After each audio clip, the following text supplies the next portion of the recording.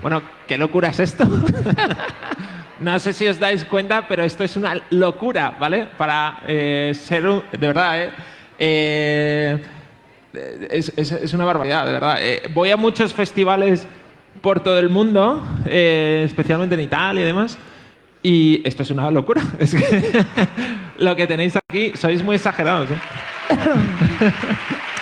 Te agradecemos, Javier, de todo corazón que estés aquí, porque además hace unos días fallecía tu padre, que es ley de vida, pero bueno, imagino que mucho dolor. ¿Cómo lo estás llevando? ¿Cómo te encuentras? Bueno, estoy bien, ya mejor, ¿eh? Además, ha sido como...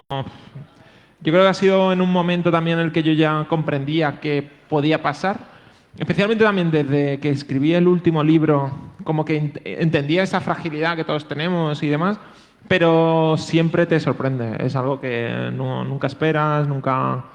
mi padre también, no sé, yo tenía una relación con él de un modo muy particular y nunca esperas, ¿no? que fuese a ser algo así, ¿no? Tan inesperado y tan abrupto y con tantas cosas como pendientes. Encima, ¿no? que te pillo lejos, Sí, que eso siempre... sí, te pilla lejos pero bueno, la verdad que el cuerpo me pedía, ¿no? Como estar en casa parado era como una tortura mental, así que para mí estar aquí con vosotros es el mayor cariño que uno puede tener.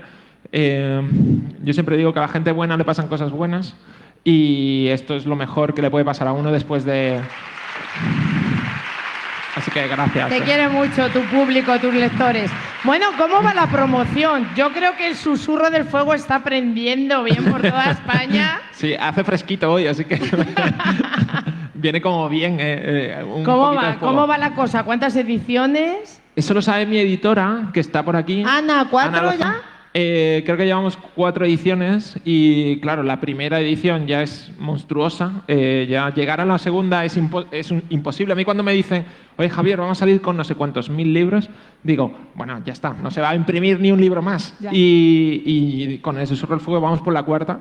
Ayer estuviste en la librería de Doña Leo con nuestro amigo Máximo, que también ha venido aquí. Cuéntame, ¿qué tal en Buñol? Bueno, muy bien. Bueno, en Buñol increíble. Además, la gente... Enfrente había una tienda de buñuelos y estaban regalando buñuelos allá a la gente de la cola, así que de maravilla hizo el negocio. Creo que hizo el negocio del mes la mujer.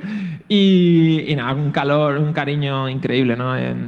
También Max ha hecho algo mágico también allí en Buñol. Es un pueblecito muy pequeño con una población diminuta y ha construido allí un pequeño paraíso literario que se parece mucho a esta maravilla que estáis construyendo aquí, que es hablar de libros en un lugar en que parece que no se habla tanto de libros, ¿no? Y tenéis esta maravilla, cuidadla mucho, sé que esta es la 10ª edición, ¿no? Décima.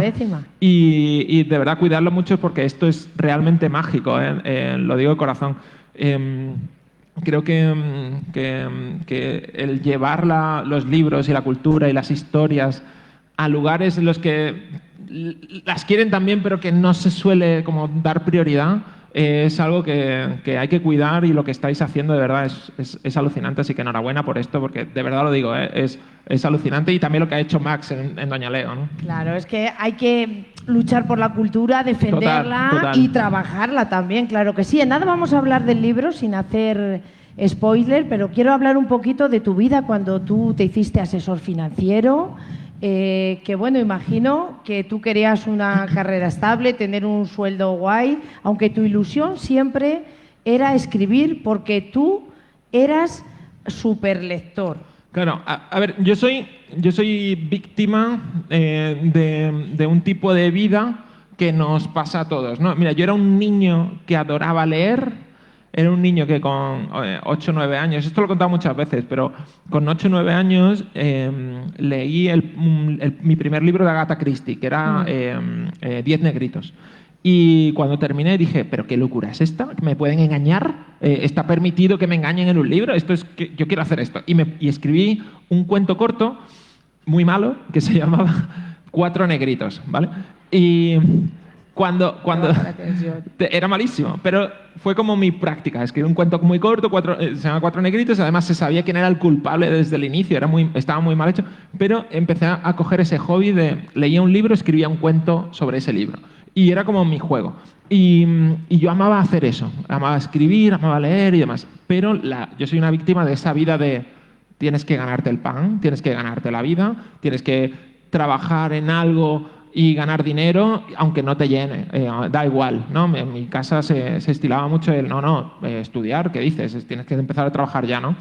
Y yo luchaba continuamente con esa guerra, yo tenía esa guerra, ¿no? Y de pronto dije, bueno, pues estudio una carrera de 3 años, que es la más corta posible, que era de empresariales, era una diplomatura, y digo, bueno, ya 3 años y trabajo, ¿no? Y termino, y fue como hilando un estudio tras otro, así. Pero yo seguía con ese hobby de escribir cuentos. Y tú tenías ese vicio, porque has contado también que a ti te daban 1000 pesetas y tú te comprabas 1000 pelas, sí. un libro y un chicle. Yo me compraba un libro y un chicle. O los caramelillos, es que no sé cómo se llaman. Unos caramelillos redondos que hay que son como no son de fresa, son como, en cuanto los piezas son ¿Los redondos. mentos o algo No, de son eso? están envueltos rojos y cuando los chupas están duros al principio y luego se ponen blandos. No sé cómo Y luego se llama, ponen ya blancos. sé Pues me cómo compraba uno de esos. Y buscarle el nombre, no sé cómo se llama. Picotas, cierto.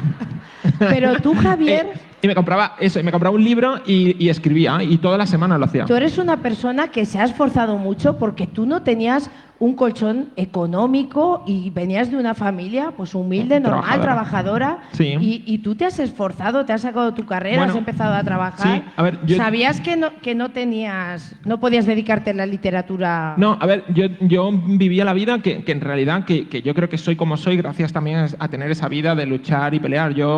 Mis padres, como no querían que estudiase, que yo iba negociando y decía, bueno, no os voy a costar nada, la matrícula de la universidad no os va a costar nada, yo trabajo en verano y me pago yo la matrícula. Y yo trabajaba en verano en todo. Todos los veranos trabajaba de barrendero, en el 100 montaditos. Luego empecé a hacer prácticas en una universidad. Estuve de pastelero en la panadería de mi barrio. Algunas napolitanas impresionantes, lo sepáis. Impresionantes. Y yo trabajaba todos los veranos para pagarme la carrera. Sí.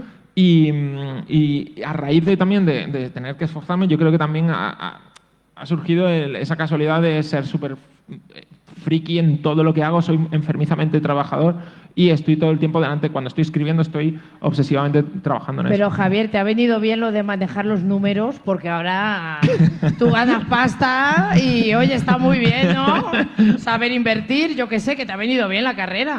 Sí, no, al final uno aprende a manejar el dinero. Tú llevas tus cosas. Sí, yo... Tú eso no se lo dejes a nadie. Esto ahora es la revuelta, ¿o qué pasa aquí? No. Solo que me parece que era el destino, ¿no? Sí, el destino sabía que tú ibas a manejar. Que iba a manejar mucho. Sí. No, la verdad que sí, yo manejo mis cosas, ¿eh? Soy muy... al final ahí tengo suerte, me ahorro una parte de todo. Y al final he tenido la suerte, fíjate, yo he tenido la fortuna de poder dedicarme a mi pasión y de no abandonar el hobby que tenía, porque lo triste de esto es que lo que a mí me pasó, que es una vida de que te encanta hacer algo muchísimo, pero la vida te arrolla, la vida te pasa por encima y tienes que dedicarte a lo que te tienes que dedicar, y tristemente abandonamos nuestras pasiones. De repente hay una chica que le encanta el ballet, que empieza a cumplir años y dice, pues con 16 empieza a trabajar en otra cosa, deja el ballet, que le llenaba, le encantaba, y cuando tiene 38 dice, jolín, con lo que me gustaba el ballet, tenía que haber seguido. Pues lo que tenemos que hacer en realidad es mantener vivos esos hobbies y esas pasiones, porque de verdad nunca se sabe cuándo van a explotar. Lo triste es la de talentos que hay ahí alucinantes que no han tenido oportunidad, o que por cómo nos arrolla la vida y la falta de tiempo que tenemos, dejamos las cosas que nos llenan de verdad. Preparando la entrevista me dio mucha ternura leer también que cuando tú te autopublicaste y empezaste a ver que eras de los más vendidos, tú viste que tú eras el más vendido. Y de repente ves Ken Follett, Pérez Reverte, y tú te creías que eso iba por orden alfabético. Tú no te creías que tú habías vendido más libros que ellos, ¿no? Sí, esto es verdad. Mira, además está aquí mi editora que lo sabe. Cuando yo autopubliqué la novela, la primera, El día que se perdió la cordura, yo la subí a Amazon, que tiene un ranking de los más vendidos, ¿no? Y de repente, 2 semanas después de yo subirla, entro para ver si alguien la había leído, para ver qué tal. Y de repente entro y está arriba del todo, y estaba la mía, luego estaba el número 2, estaba Ken Follett, número 3 estaba Pérez Reverte, y yo te lo juro que yo decía, Vale, esto está por orden alfabético. Esto es Castillo, Follett, Revert. Y no, era por ventas, que era la locura, ¿no? Y el gráfico, las cifras de venta eran una barbaridad, ¿no? Había pasado del primer día 5 libros, el siguiente día 30, el siguiente día 100, tal, y llegaba a estar vendiendo 1000 libros al día, que es una barbaridad. Tu vida literaria arranca en 2014. Podríamos decir que tu año más importante es 2017. ¿Siguen funcionando todos esos libros, tus libros más antiguos? Sí, sí, es una. Las cifras no controlo las cifras, porque llega un punto que no las miras y da igual. Pero mi primer libro se ha colocado, el día que se perdió la cordura, se ha colocado ahí como un típico libro de bolsillo que se edita. Es que se edita junto. Hay un lote como de unos 7, 8 libros de bolsillo que se editan todos los años, una barbaridad. Y está ahí el monje que vendió su Ferrari, el día que se perdió la cordura, el padre rico, padre pobre, en este grupito de libros que hay. Y la verdad que se vende una barbaridad, no sabría decirte cuánto. Ese es como yo creo el libro que más se ha vendido de los míos. Pero sí, se venden todos los años, se venden una barbaridad. Y me ha sorprendido también mucho de ti que tú las ideas te las guardas aquí. Sí. Tú no escribes nada ni dices, ay, se me ha ocurrido. Tú tienes un sueño como la primera novela o tu hijo que suelta la mano y tú te quedas con eso aquí y le empiezas a dar vueltas y tienes la facilidad de desechar las ideas malas. No, es que hay dos tipos de personas creativas, ¿no? Las que tienen una idea, la apuntan y van haciendo como una libreta llena de ideas y luego dicen, bueno, a ver cuál me gusta. Y llega un momento que eligen una y dicen, voy a escribir sobre esta, ¿no? Porque al final tú puedes tener muchas ideas, pero luego tienes que decidir y pasarte un año y medio con una y trabajando en esa para crear el libro, ¿no? Pero yo no me gusta tener esa libreta porque creo de verdad que las grandes historias y las historias con potencial no se te van, es que no se te olvidan de la cabeza. Estás dándole vueltas una y otra vez y te quitan el sueño, no te dejan dormir. Y ese es el truco, ¿eh? Yo justo estoy ahora como medio planeando la siguiente libro y es que no tengo ninguna nota, solo tengo como esa pulsión y empiezo a imaginar y me doy cuenta de que otra idea que la que también estaba trabajando de repente no me acuerdo bien de cómo era, ¿sabes? Tengo algunas cosas y digo, pues, a lo mejor no es tan buena, ¿no? Pero es un filtro buenísimo porque las grandes historias se te quedan. Se te quedan. Tú tienes una pizarra blanca así magnética como los de la policía americana en las películas y como tú bien has dicho, le das vueltas a todo, trabajas los personajes, la trama y cuando tú te sientas a escribir, escribes disfrutando. Y sufriendo, ¿eh? Bueno, sí, y sufriendo, disfrutando y sufriendo. Sí. Pero ya tienes como ese trabajo súper bien hecho. Yo planifico, no sé si hay alguien por aquí que escriba y que le gusta escribir, pero yo soy de las personas que necesito planificarlo todo al detalle antes de sentarme a escribir, saber exactamente todo lo que va a pasar, todos los giros que va a haber, las sorpresas, los secretos, las pistas, todo esto lo tengo como muy armado. Y los saltos en el tiempo, las tramas, todo. Y luego, una vez que ya lo tengo todo planeado, ya me siento al ordenador y empiezo, el inicio. Y empiezo a escribir la novela tal y como la lees, en el orden en el que la vas a leer. Independientemente de lo que ocurra. Imagínate que el capítulo 1 es 2020 y el capítulo 2 es 1998, ¿no? Eso te iba a decir, porque los saltos temporales, que tú los trabajas mucho, eso lleva un trabajazo detrás, pero es que hace la historia súper interesante. Sí, y yo la escribo tal y como tú te la encuentras en orden. Aunque, desordenada, yo lo escribo desordenado, porque permite conectar los giros de la historia con una emoción particular, permite conectar las épocas por las tramas. Si lo haces, hay otra manera de hacerlo que a mí me parece que no encaja, que es esta de escribo la parte de 2020 todo seguido, luego escribo la parte del 95 todo seguido y luego lo corto y lo desordeno. Y eso no funciona. A ti eso no te va. No, pero es que no funciona. Es que creo que queda como artificial, que no encajan los giros, no encaja la emotividad, el ritmo, es otra cosa. Tú escribes misterio, escribes thriller, pero también hablas del periodismo actual, de lo mal que está, del maltrato, de tantas cosas importantes de la vida en las que tú también en tus libros pones el foco. Sí, bueno, en realidad lo que es el thriller es la excusa, es decir, el thriller es como la mecánica, lo que te hace leer compulsivamente. Yo uso el misterio y un enigma y el acertijo para hacerte leer. Es decir, te presento un gran enigma al inicio de la historia y de repente dices, tú como lector dices, como todos somos muy cotillas, un poco curiosos, empezamos, yo quiero saber qué ha pasado, me quiero enterar de esto porque no puede ser así. Y de repente empiezas a leer para enterarte de qué pasó.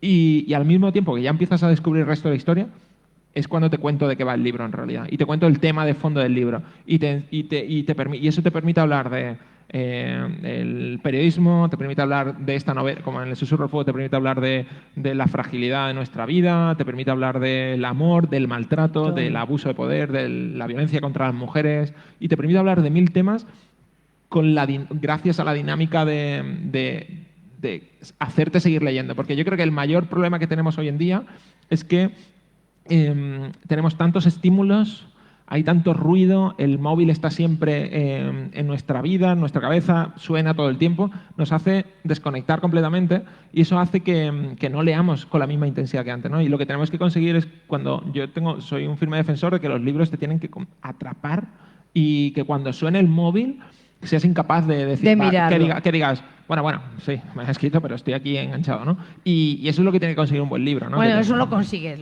tú con tus libros. Es típico de ti también escribir unas citas al inicio de los capítulos, sí, que son siempre muy impactantes, nos dejas ahí como sí, metidos. Sí, a mí me gusta eso de... lo empecé a hacer, no sé en qué libro empecé a hacer, creo que en Miranda Huff o en La chica de nieve. Empezar el capítulo con una frase que te haga pensar sobre lo que te vas a encontrar en el capítulo, ¿no? Más o menos yo me lo imagino como la decoración de una puerta de una habitación a la que vas a entrar.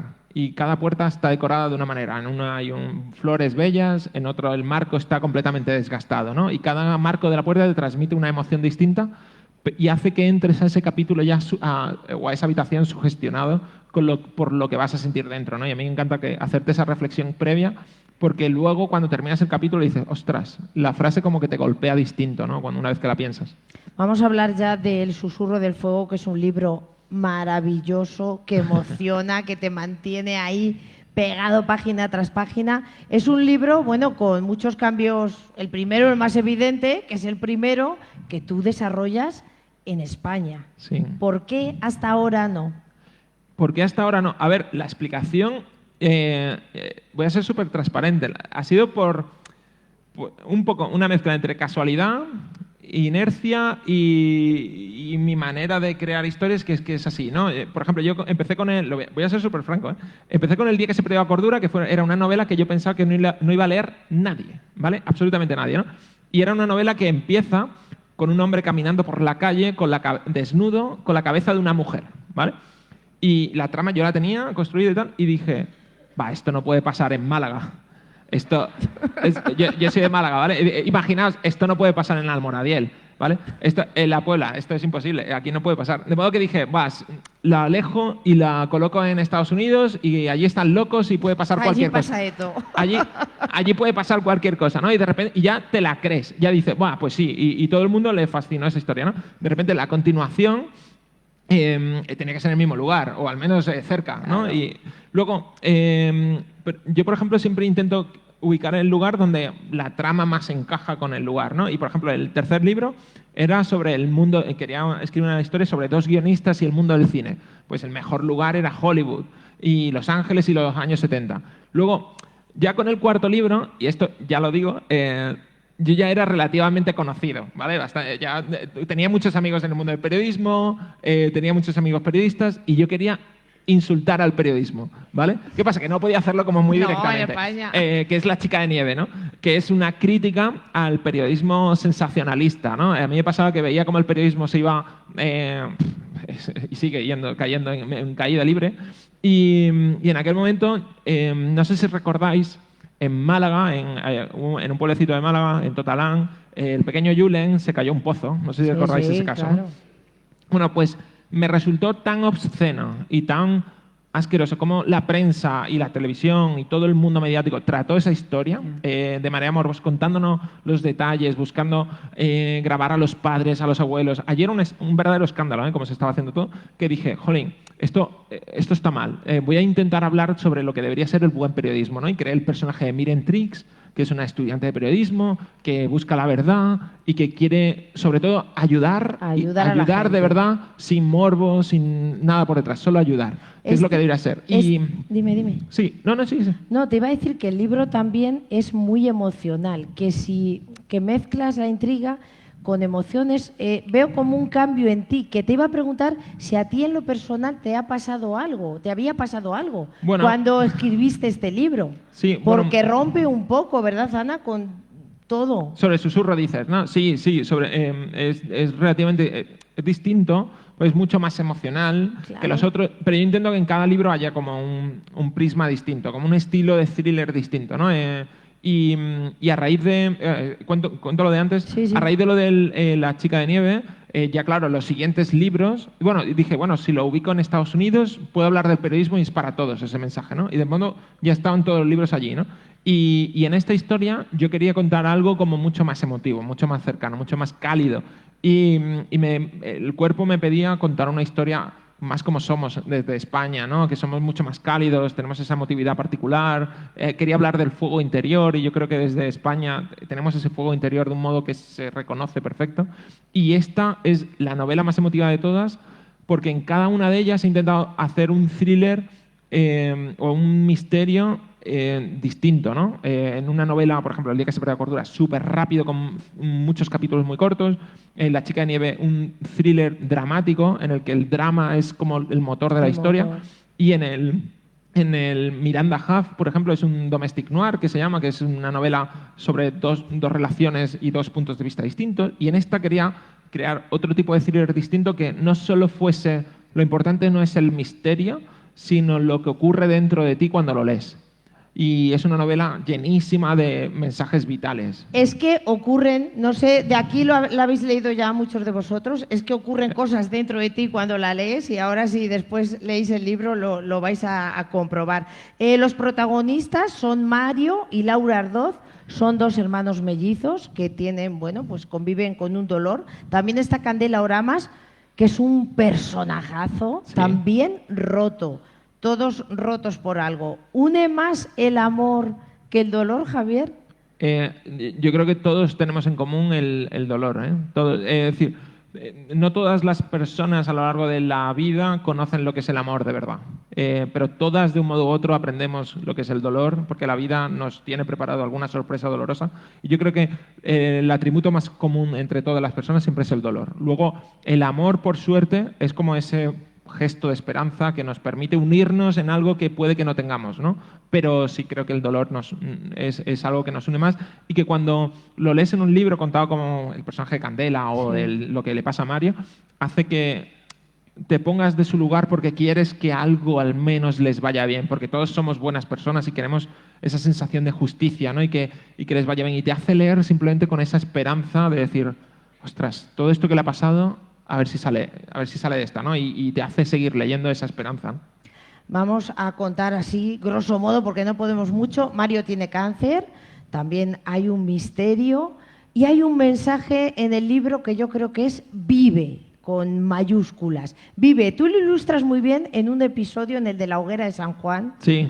Cuando dices, salta, salta. Sí. Ese salto es vive la vida, que solo hay una. Completamente. No, la novela trata, obviamente, ¿no?, sobre esa búsqueda de Laura y de lo que pasó en ese viaje, pero de fondo tiene un tema muy importante, ¿no? A mí me pasa que veo mucha gente y el motivo del libro es que cada vez veo a más gente apagada, que vive la vida casi de puntillas, que cuando está en un sitio no está en realidad en él, es decir, está en el trabajo y está pensando estar fuera en casa, está en casa y está preocupado por el trabajo, está en el parque con los niños y está mirando el móvil en diagonal, está con sus amigos y no está atento a la conversación, no está disfrutándola, y me pasa que veo a cada vez más gente apagada. Y lo que trato de hacer con la novela es crear esa analogía de crear esa hoguera, de que aproveches ese fuego interior que tienes y que lo avives, ¿no? Porque tenemos una oportunidad única, ¿eh? Y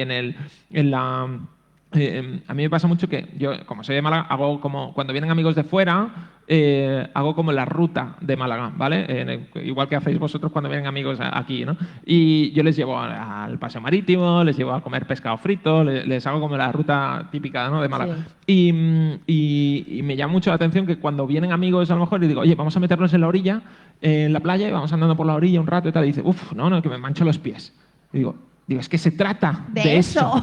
De eso trata la vida, de mancharte los pies. De cuando alguien encienda una hoguera en un San Juan, que saltes la hoguera, ¿no? En la vida se trata de correr estos pequeños riesgos y ensuciarte un poco las manos y de saborearlo todo. Y la novela, dentro de ese misterio que te hace leer, en realidad lo que te cuenta es salta, ¿sabes? Salta la hoguera y vive. Laura es astrofísica, a la vez, lo puedo decir, cree en Dios. Sí. Que es una cosa ahí... Es una cosa clásica, en realidad. Newton era un supercreyente de Dios. No, es un personaje que tiene muchísima contradicción y me encanta un personaje complejo, ¿no? Que ella fuese astrofísica y al mismo tiempo creyese en Dios, porque en realidad yo soy un firme defensor de que la respuesta no está en decir, no, yo solo creo en Dios y esta es como debo vivir mi vida, o no, yo solo soy científico y solo tal, sino yo creo que de verdad ella es un personaje que aglutina esos dos pensamientos y que el equilibrio entre ambos mundos es donde está la solución. Cuando leáis el libro y comprendáis el final, en realidad te das cuenta de que la solución no está en ninguno de esos dos mundos por sí solo, porque ambos por sí solos no funcionan, ¿no? Tus personajes más potentes son mujeres siempre rotas, que salen adelante, que luchan. Está Miren, que es, bueno, pues no sé si decir tu personaje estrella. ¿Te ha costado mucho soltarla, dejarla ir?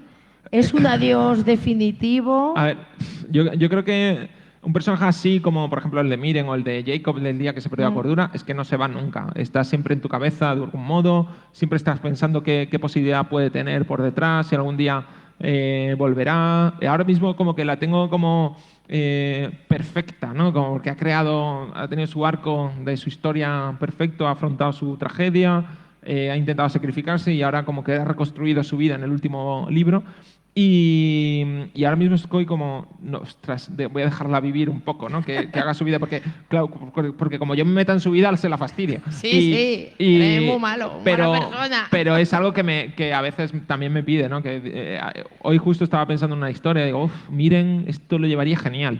Pero claro, pienso, es que la voy a dejar tranquila un tiempo, ¿no? Y también me pide el cuerpo alejarme de... El susurro del fuego nos lleva a Canarias, a Tenerife, la Orotava, a los Gigantes, esos lugares maravillosos.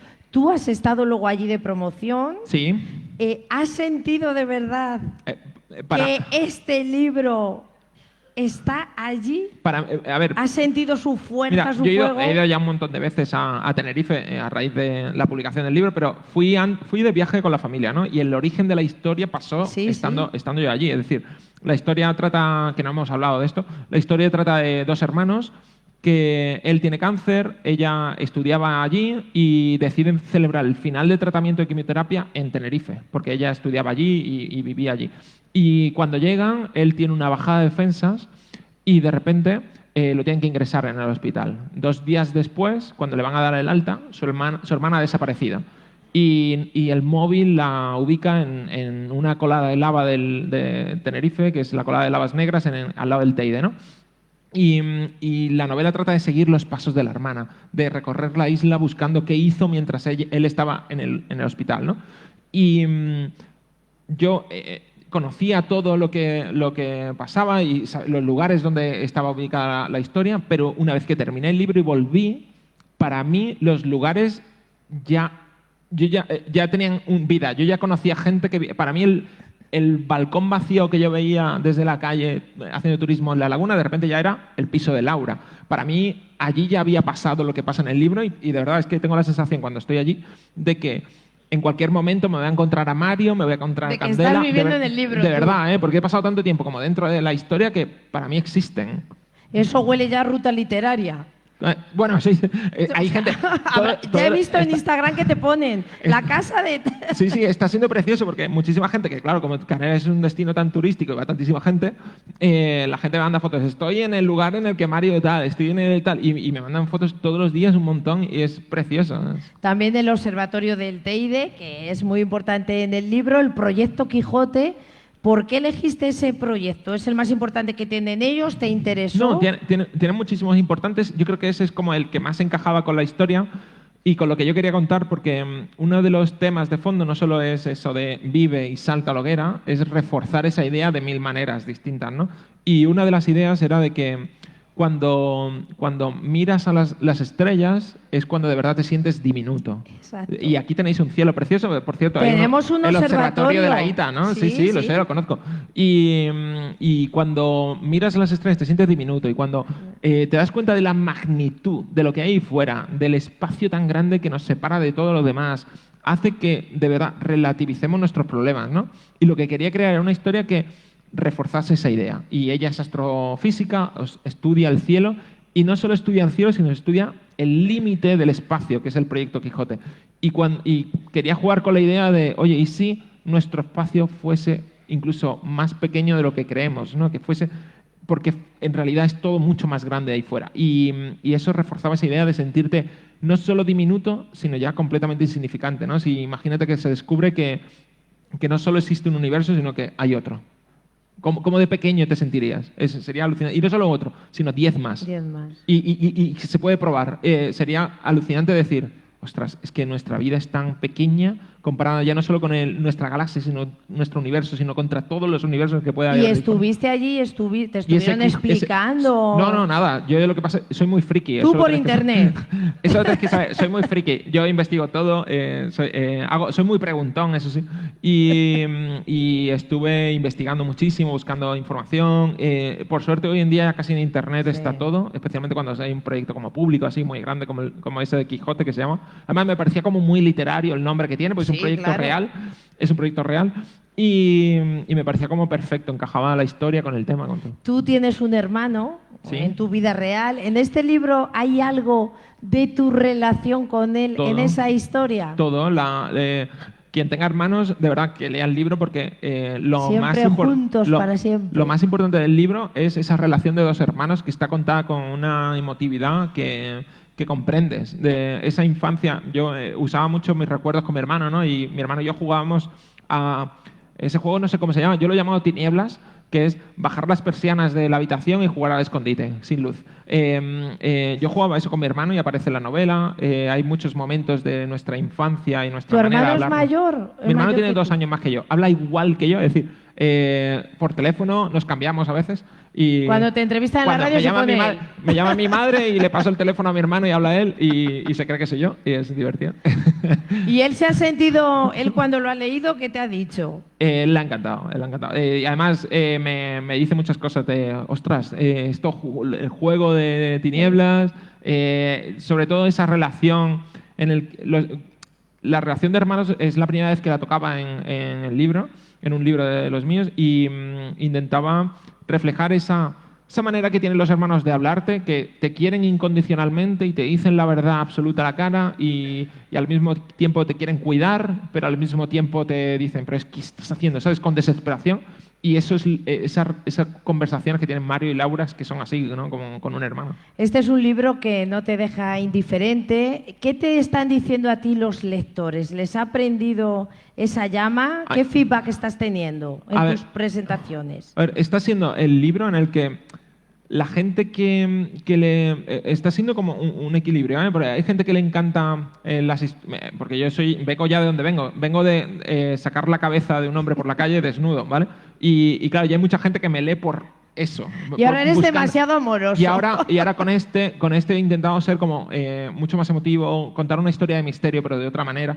Y me encuentro a gente que dice, jolín, me falta oscuridad y todo el thriller oscuro que yo me he ido como intentando ser en esta novela mucho más emotivo, pero en cambio la gente que lo lee comprendiendo que lo importante es lo otro, el misterio le hace leer y comprende lo otro, es el que más está gustando de todos en esa parte, ¿no? Y está siendo precioso, ¿no? Está viniendo por primera vez a las firmas hermanos juntos, con tatuajes hechos del libro, que es ese tipo de cosas que imagino que cuando que te ya la gente se empieza a emocionan. tatuar una historia es algo que pasa, que trasciende a todo lo demás, ¿no? Se están tatuando justo las 2 S del siempre juntos para siempre, se están, no sé, me parece como muy bonito todo lo que está pasando. Antes de ayer en Valencia tuve una firma súper emotiva. Vino una chica que es su hermana, son 2 hermanas mellizas. Y vino una chica pidiéndome que le firmara el libro para ella y para su hermana, porque su hermana le estaba fascinando el libro, que era su autor favorito, y a su hermana, 2 días antes de la firma, le dio un ataque epiléptico y tuvo un fallo cardíaco y ha fallecido. Y murió. Y vino llorando, completamente devastada, no solo por lo que significaba el libro, sino porque quería la hermana venir a la firma del libro, a que yo se le firmara y a que yo le dibujara las 2 S para representar esa relación de las 2 hermanas que ella, y de repente no puede venir su hermana y viene ella para cumplir esa idea que tenía. Y es que no paro de pensar en eso. Claro, cuando es que no tú paro de pensar luego en eso. llegas al Porque hotel y piensas eso, y no paro de pensar en cómo un libro y cómo una historia puede unirte tanto a algo y reflejar también el amor de hermanos de que la gente se lo quiera tatuar, ¿no? Es algo que se escapa de Es ya toda lógica. increíble, es Que eso no pasa con increíble. un thriller en realidad. Oye, Javier, ¿has pensado ya en el formato audiovisual escribiendo este libro? Es que, claro, tú todo lo que escribes luego A ver, va a serie. ¿quién ha visto la serie de Netflix ya, la del Cuco de Cristal? Todos. La chica de la Dios mío. nieve. La chica de nieve, a ver, la chica de nieve que habéis tenido más tiempo. Y la Quiero del Cuco de decir, Cristal. ¿tú lo piensas o dices no? ¿Cómo? Que tú piensas, esto va para serie. No, yo no lo pienso. Tú pasas yo no de lo pienso, eso. yo paso olímpicamente. No, ya es que llega un punto que no piensas de verdad, cuando escribo, lo único que pienso es en escribir el mejor libro posible para quien lo lea, que le llegue dentro, le importe, y luego cruzas los dedos, una vez que ya se ha publicado y está funcionando, cruzas los dedos y dices, oh, bueno, si llega algo, llegará, pero no lo haces con esa intención, porque al final un libro tiene que funcionar y luego la historia, la adaptación, o si llega o no llega, es un milagro, es algo... Se estrenó el Cuco de Cristal el día 14 y está, a ver si lo digo yo bien, top 10 en 50 países. ¿Me quedo corta? Sí, en 49, sí. 50 países, top 10 en 49 países, es una auténtica locura. O sea, Si alguien es capaz, ahora, está en el top 3 o 4 de Nueva Caledonia, ¿vale? Si alguien sabe ubicar en el mapa Nueva Caledonia ahora mismo sin mirar el móvil, le regalo un libro. Es algo que se nos escapa a todos y está en países que de verdad que uno dice qué locura, ¿no? Están en top 2, 3 de todo el mundo, en todos los países. Se ha grabado además en un lugar precioso que sufrió los incendios este verano, que también en la serie Sí. lo recuerdan constantemente. Sí. No, y además la serie El Cuco de Cristal está grabada en Herbás y en el Herbás. Béjar, el Valle de Ambrós, que se llama, esa zona, que es preciosa, os la recomiendo. Y justo ardió parte de donde está grabada la serie, donde sale el árbol donde aparece el bebé. Bueno, estoy destripando el capítulo. Es un horror. Corta Netflix. Tengo un acuerdo de confidencialidad de estos con Netflix que si hablo de más, como pierdo dinero. Así que, no, por favor, no grabéis esto. La chica de nieve se grabó en Málaga. No sé si es verdad que yo he oído que es que tú, la chica de nieve se Sí. grabó en Málaga. A mí me Sí. han dicho que tú por contrato dijiste que querías que se grabara en tu ciudad. Sí, en Málaga. Ah, que eso es Sí, verdad. sí. No, eso Muy es bien, cierto. haciendo patria, me Eso es parece cierto. perfecto. No, porque yo había vendido los derechos a Netflix España y su condición para firmar era que tenía que producirse en España, ¿no? Porque es Netflix España. Y dije, vale, ok, firmamos en España, pero en Málaga. Y fue así, y además me permitía ir al rodaje y ir casi todos los días a Y ver. tu alcalde o alcaldesa encantado, me Bueno, imagino. ahí estaban casi todos los días allí en el rodaje diciendo, oye, ¿y esto cómo funciona? No, es gracioso. Y además fue impresionante, lo de la chica de nieve fue impresionante porque preparamos una cabalgata de Reyes en marzo y que estaban los turistas, claro, está lleno aquello de turistas, estaban todos flipando diciendo, pero ¿esta gente en qué año vive? Había 1000 personas vestidas de Navidad por las calles todo el tiempo en marzo. Y claro, era una semana entera, 1000 personas por la calle vestidas de mala, con carrozas, con cabalgata, con banda, con tal. Y estaba el centro colapsado de Navidad y la gente diciendo, ¿Esto qué es? ¿En qué año vive esta gente? Es impresionante, fue Bueno, divertísimo. pues me parece muy bonito también que eligieras tu ciudad. En nada vamos a ir a la firma, que es algo que a ti te encanta, aunque tú ya con los lectores tienes una relación muy estrecha por las redes sociales. Eres Sí. un tío muy abierto, que la gente te escribe, conecta contigo, tú haces que te hagan preguntas. El otro día me escribió una chica de Madridejos, que no sé dónde está, que no Ahí la está, ahí conozco está. de nada, consiguió mi número Te tenemos y fichada, me dijo... Pues es que Javier, a los superlectores que le seguimos desde el primer momento, nos envía como el primer capítulo o algo Manda el primer así. capítulo. Lo que pasa es que solo abro como esa ventana un día al año. Soy malísimo en comunicación todo y tal y hay que como que apuntarse a la newsletter. Eso nunca lo comparto, cómo apuntarse a la newsletter, solo como 2 días al año. Y a la gente que está ahí apuntada a la newsletter le mando el primer capítulo desde hace un montón de tiempo. Y claro, mando el primer capítulo de la novela como 2 semanas antes de que se publique el libro. Se lo mando a 100.000 personas y además es una pasada porque ni siquiera los periodistas pueden tener acceso al primer capítulo. Y claro, están todos los periodistas, oye, mándanos el libro, el primer capítulo y tal. Digo, no, si no estás apuntado a la newsletter, no. No y puedes. es divertidísimo. Oye, ¿qué influencia ha tenido tu mujer, Verónica, Eso en todo. en todo este rollo de las redes sociales? Ella es Todo. influencer. Ella es la jefa de... Ella es la que controla ahí el cotarro ese, Ella es no la la que jefa. te ha enseñado a ti. Ella es la jefa, sí. Bueno, y no solo eso, ella también controla todo, muchos la conocéis seguro, Jess Coco, Familia Coquetes. Ella, yo le digo, oye, ¿cómo se hace esto? Y automáticamente te dice, Y me trae el móvil. o al contrario me dice, oye, Javi, estás subiendo muy poco, tienes que subir más, no has subido ningún stories hoy, me lo recuerda. Es como mi jefa de contenidos, brutal. Y es alucinante porque ella no solo se maneja bien, sino que sabe comunicar muy bien. A mí me sorprende muchísimo porque ella coge el móvil, graba algo, lo sube al momento y me dice, graba tú algo. Y yo grabo 18 versiones Hasta que te ves tú bien, ¿no? del mismo stories y digo, en esta frase me he trabado, yo hablo muy rápido y digo, en esto no se me entiende lo que digo, en este tal, y hasta que hago 16 versiones y flipo con la naturalidad que ella hace, pum, perfecto, editado, un fondo brillante, Y precioso. sale siempre monísima y Y genial. yo de repente subo uno y de repente me veo que justo tengo, no sé, un moco. Digo, no lo he visto antes, ¿sabes? Porque no te puedes pedir, que si no te despedía. A veces sacáis también a vuestros hijos y también te he oído a ti decir en una entrevista, bueno, que tú muestras lo que quieres, que también, claro, Hombre, claro. hay una vida que Claro. tú no muestras. Claro, que hay una vida que es digital y No, y punto. que yo creo que es normal, ¿no? Yo creo que es muy fácil entenderlo. El día son 24 horas y yo qué sé, como mucho se suben 5 minutos, 10 minutos, 15 minutos de todo un día. Y no se suben los dramas, nunca, no sé, si ha salido alguno de mis hijos, ahora salen menos, no salen nunca llorando. Es como... Pablo se cuenta. coló el otro día. Pablo se ha colado en directos. Lo vi. Pablo, Muy Pablo es un pequeñito. pequeñito, tiene 2 años y el otro día estaba haciendo un directo con 1000 personas en una sala online y tal, y de repente pasa como en el Zoom. De repente viene mi hijo, se cuela, hola, me da un plátano. Fue como venía perfecto, como las novelas también dan Canarias, me dio un plátano, fue como Hecho a propósito. fue ni queriendo, sí. Oye, me encanta porque tú incitas a tus hijos a leer. No sé si es verdad que les das €1 cuando terminan un Sí, cuento. sí, es el euro Y mejor. luego te haces tú como el interesante, ¿no? Que Sí. tú te pones a leer y cuando ellos llegan dices, no, No, tranquilo, no. Luego esto está te- muy... No puedo dejar este libro. Sí, y les ignoro un rato y juego a eso, de verdad, hay que como que fomentar. Yo les doy €1 y es el euro más barato de toda la historia porque de repente, además, va por número de páginas, aumento el precio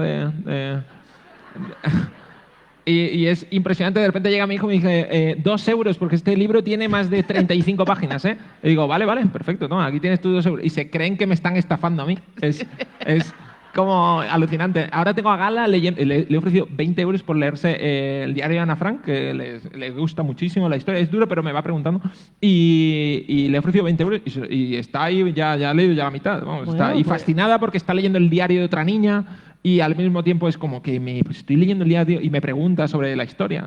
Es una táctica lo de sobornar, funciona muy bien. Aquí que han venido varios políticos, me han saludado antes, también lo entienden.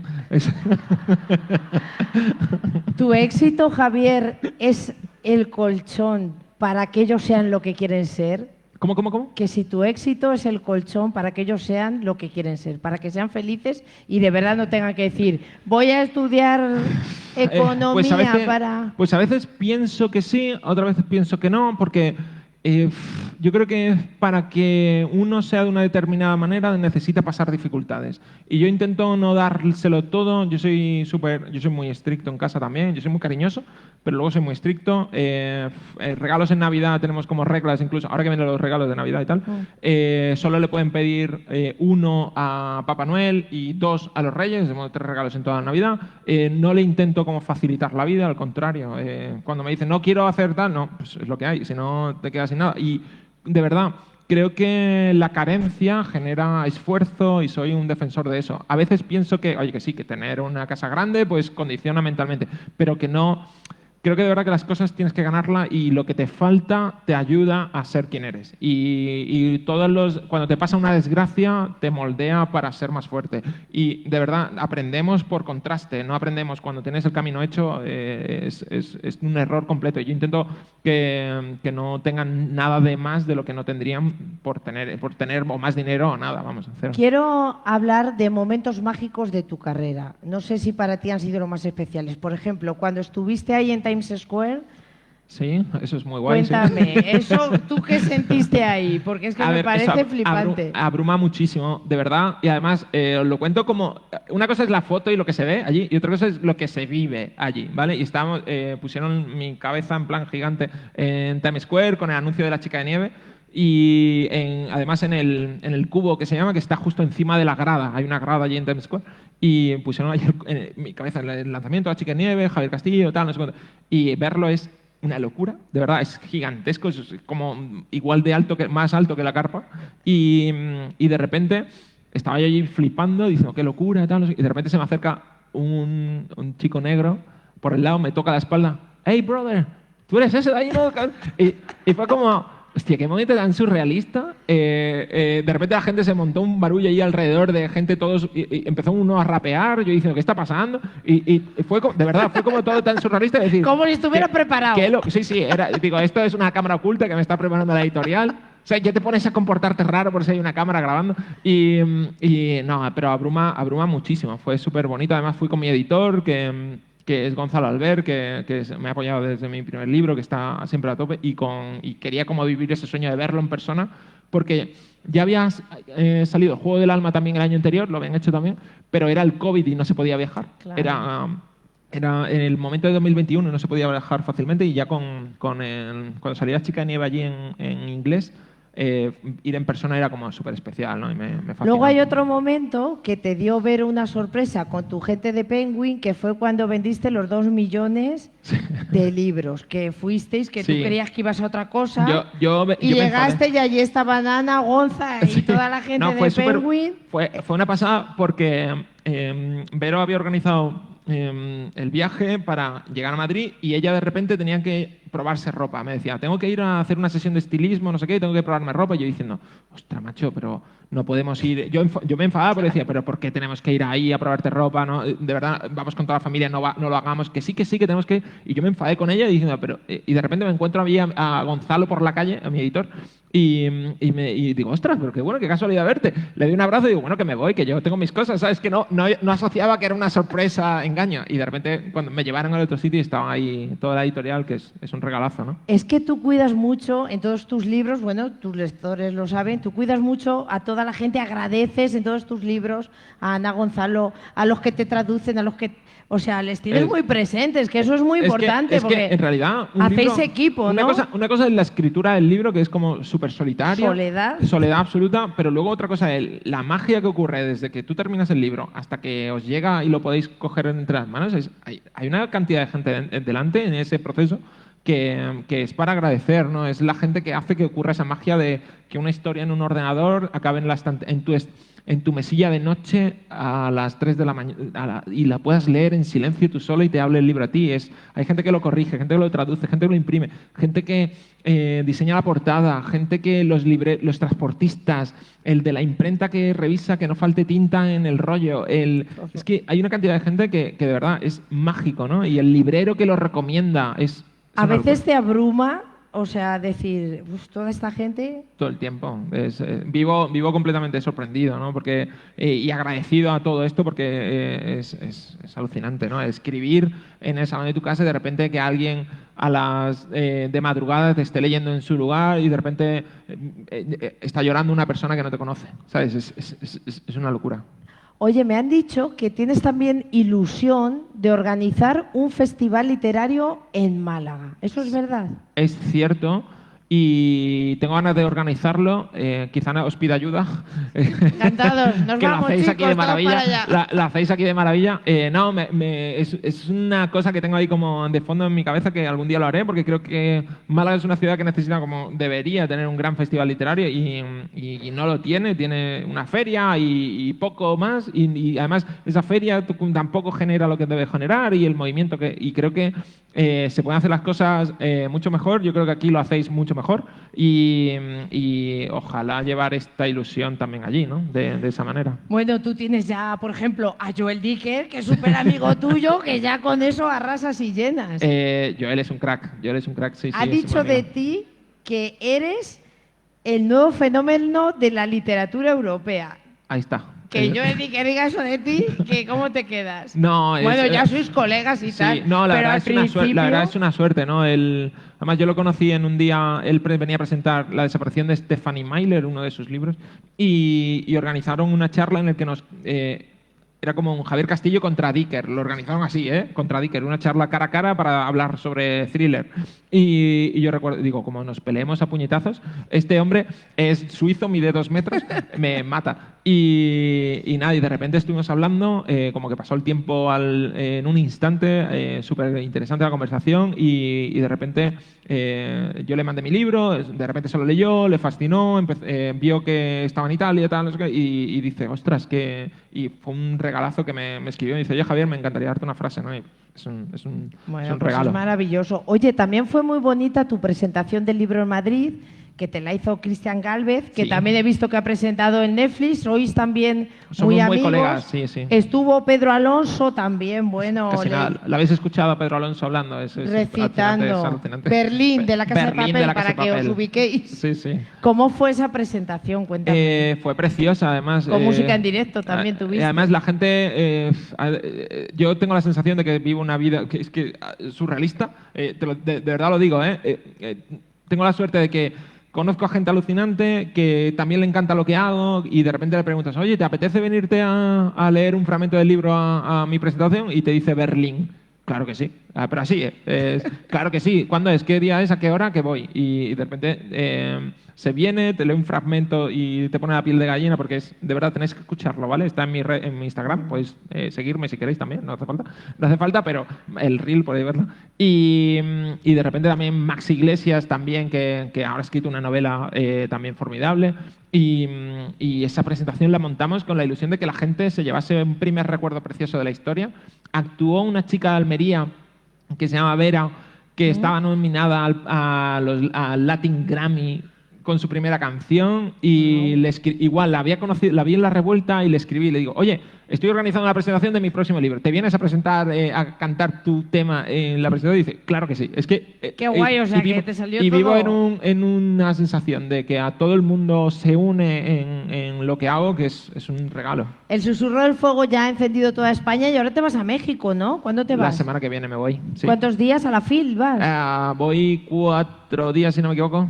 4 días, sí. Bueno, 3 y medio, 4, sí. ¿Y cómo llevas lo de estar lejos de los peques Fatal, y eso? Fatal, ¿no? es lo que peor llevo. Sí, es lo más, yo creo que es lo más difícil de la época de promoción y de giras y demás, es alejarte de los peques porque ellos comprenden, no entienden, ¿sabes? Es como, pues, otra vez te vas, ¿no? Y desapareces 3, 4... Yo intento que sea solo entre semana, para estar los fines de semana con ellos y tal, pero igualmente como que te preguntan y el pequeñito te pone a llorar, en el FaceTime se pone a llorar y no comprende que no estés, ¿no? Y la verdad que cuesta, es la parte más durilla, la verdad.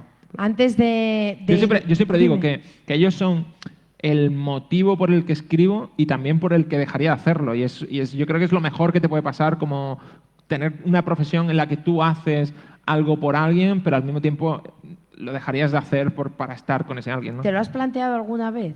¿Dejarlo? Sí. Yo O creo que decir, en algún bajo momento- el ritmo, o no escribo tanto. No, yo creo que una cosa es publicar y dedicarte profesionalmente a la literatura y otra es escribir. Yo creo que voy a estar escribiendo toda mi vida, porque es algo que me apasiona. Es como, no sé, quien tiene esa pasión, ¿no?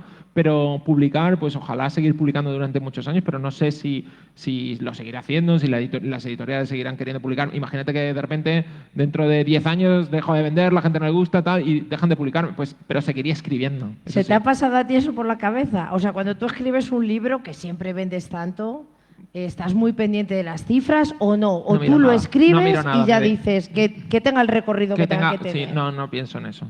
Llega un punto, es verdad que al principio sí, al principio sí lo miraba Porque quizá eras más inseguro, estaba ¿no? más, con mucha inseguridad. Ahora llega un punto que tengo la suerte de que me preocupo de lo que quiero contar y como que he aprendido que es importante que tú estés satisfecho con lo que has hecho, que la historia sea lo mejor que tú puedes escribir y luego lo que suceda está totalmente fuera de tu control, de verdad.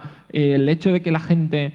es que es mágico esto que ocurre, que la gente entre a la librería, se fije en tu libro con la cantidad que hay. Es que hay librerías que hay 20.000 libros y de repente se fijan en el tuyo, que ven la portada y dicen, va, le voy a dar la vuelta, leen la sinopsis, dice, ostras, está interesante, abre el libro, lee la primera página, ostras, está interesante, y luego dice, me lo llevo a mi casa, y luego se lo lleva a su casa, un día dice, venga, lo voy a empezar a leer, ni siquiera ese día, y dentro de 2 semanas se lo empieza a leer, y de repente cuando lo termina, dices, ostras, me ha encantado, y lo empieza a recomendar.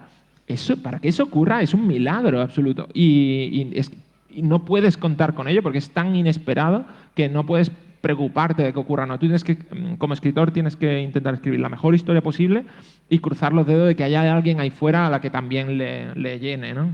Pues yo tengo que decirte que el libro me ha encantado porque Ay, es gracias. un libro que emociona. Es verdad que como lo que tú has dicho, te prende la llama y tienes ese pensamiento de decir, voy a vivir, quiero vivir, voy a dejar de vivir en automático, que ahora Exacto. vivimos todos tan en automático y vida solo hay una y Y- hay que aprovecharla. Total. ¿Qué mensaje les darías tú a los que todavía no han leído el libro antes de pasar ya la firma? Nada, que lo lean, ¿no? Es que está muy bien, de verdad. Está muy bien, está muy bien.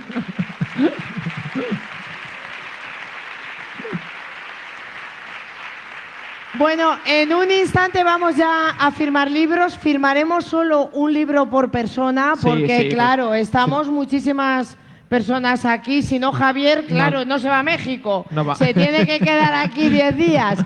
Y otra cosa, siempre Javier tiene una fila especial pues para gente con niños, gente que esté embarazada o que tenga algún problema físico. Pero antes de irnos vamos a hacernos un Sí, un vídeo, selfie o algo, ¿no? algo diciendo un vídeo si quieres. Venga, un vídeo, venga. Pues por ejemplo diciendo Almoradielle a Javier Castillo, Venga, os va. hace, pero nos ponemos de pie o cómo lo hacemos esto.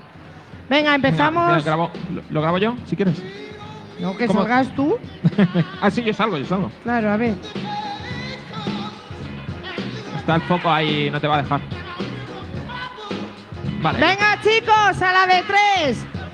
Almoradielle.